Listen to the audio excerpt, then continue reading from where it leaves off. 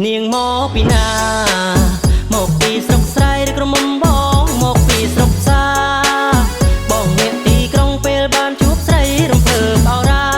បងនេះនៅកំឡុងកំពុងរកសង្សារពេលបានជួបជីវ៉ាចង់តែរៀបការឲ្យបានឆាប់នាងមកពីណាមកតែម្នាក់ឯងឬក្រមុំបងបានជាប្រញាប់បើមិនទាន់មានគូមកជាមួយបងនឹងច្រៀងឲ្យស្ដាប់ឬអូនមានគេហើយអូនណាយសំនៀងប្រាប់បងសួរស្របច្បាប់ទោះមកពីណាក៏បងស្នេហ៍ស្រុកស្រែក៏បងស្រឡាញ់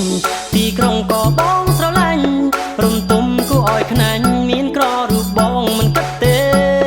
នៅចិត្តបានគៀកាយបងខ្លាំងខាងថ្នមស្នេហ៍លុយចាយមិនខ្វះទេចាំខ្ចីលុយម៉ែពេលចូលរោងការកូនចៅរណា